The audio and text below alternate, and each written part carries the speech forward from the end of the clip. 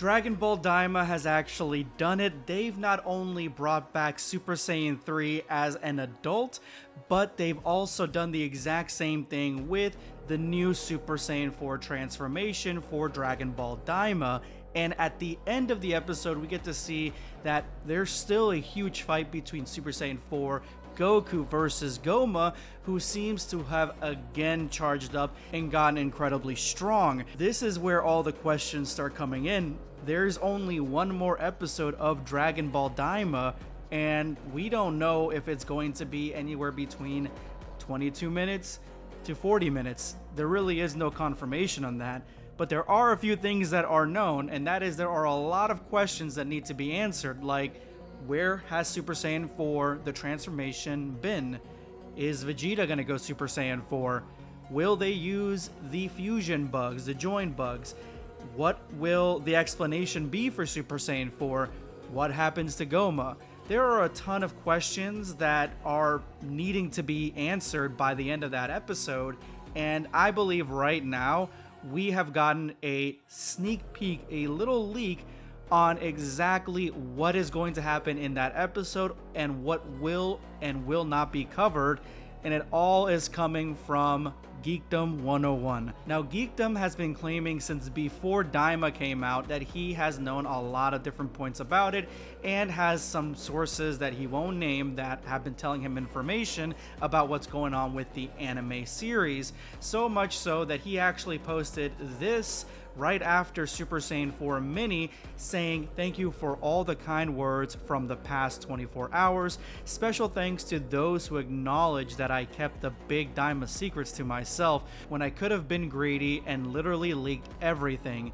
It means a lot. Daima episode 19 is about to be crazy too, so prepare yourself for next week. So in this tweet alone, he's saying that he knew everything essentially for Daima, kept it to himself, did not release that information, but even saying that Daima episode 19 is about to be crazy, like he knew what was about to happen, and now we know with episode 19 coming out, it was an insane episode. Again, he was very vague in this, but Geekdom 101 has had some hits and some misses in the past, but with Daima, he seems to be more correct than he has been before. And in a tweet that he made yesterday, and the conversations he had in this tweet, I think he let it slip what is going to happen and what won't happen at the end of Dragon Ball Daima in its finale, episode 20, next week.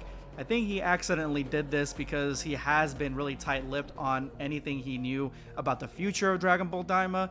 But again, I'm not saying that he's actually saying 100% these things will happen or won't happen. I would say take this with a grain of salt, knowing that he is claiming to know all these things in advance. And if he does know this information in advance, that means he accidentally let slip this information and is now letting us know what's going to happen at the end of Dragon Ball Daima's episode 20. So he posted a tweet about Super Saiyan 3 Goku going into Super Saiyan 4, the transformation, and the tweet itself is actually quite insane because it literally explains to you what Super Saiyan 4 essentially is and what's going to happen to it going forward. So he put out on Twitter yesterday, Goku taps into his remaining magic stores to go from Super Saiyan 3 to Super Saiyan Bonus. They purposely didn't give the name this week. It's being called Super Saiyan 4 by staffers and internally still, but I suppose next week it may get another name, who knows.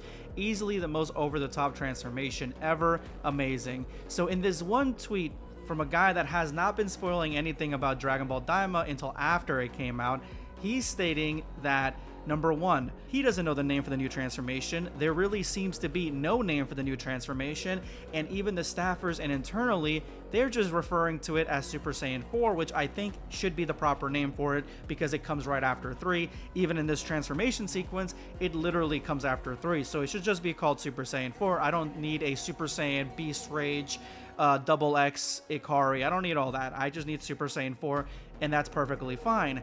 But it's the first sentence that to me not only gives you an idea of what this thing is, but why it's not in Super. Goku taps into his remaining magic stores and goes from Super Saiyan 3 to Super Saiyan Bonus. Basically, what he's saying is what Neva did to Goku when he was mini in Super Saiyan 3. He put magic inside of him that mutated him into Super Saiyan 4 at the time. Goku's able to do this as an adult and go back into Super Saiyan 4 to Vegeta's shock and everybody else's shock because he still has some of that magic remaining in his system.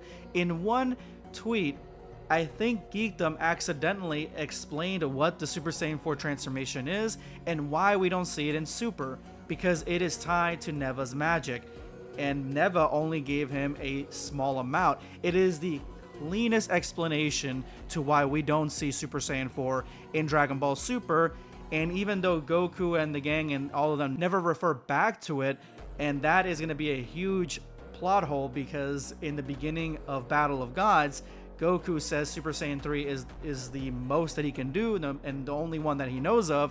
And if he knew about Super Saiyan 4, well, then he would have said, I mean, there is Super Saiyan 4 when Beerus is asking about Super Saiyan God. Again, the scenario could be dealt with in the way that the naming of the Super Saiyan transformations is almost like a semantics issue because maybe Beerus is talking specifically about Super Saiyan God and Goku doesn't know anything about Super Saiyan God because he knows about Super Saiyan 4. Either way, this is a clear explanation that this is all tied to just magic, and it's an easy way for the episode to cleanly and quickly get rid of Super Saiyan 4 because Dragon Ball Super doesn't have it. But that's not all. It's the response to this tweet right here that really kind of put things into perspective for me a little bit, because Prayer Zero said, "My biggest worries are we have to have a fusion due to those bugs, refuse Super Meme Kai and Kabito, basically fusing both of them together again because they're supposed to be fused in the beginning of Dragon Ball Super. Vegeta Super Saiyan 4, please for the love of God, explain why Super Saiyan 4 doesn't make an appearance in Super, explain whatever happened with Goku going Super Saiyan 4, defeat Goma, wrap the series up." So right off the bat, I think the fusion bugs are still in play. Even before I read the information that I'm about to give you, I think those bugs are definitely still in play. Kai and Kabito I don't care about, so that's going to be just a plot hole if that's the case. Super Saiyan 4 Vegeta is looking less likely because I think this last episode's about Goku and the potential fusion. Why Super Saiyan 4 doesn't make an appearance and what happened to Super Saiyan 4 could all be tied back to Neva's magic. Goma's definitely getting defeated. I mean, they're not going to just leave him down there. They're going to take away that eye from him, and then they could just easily wrap the series up by them going back to the regular world, and that could be the ending of it.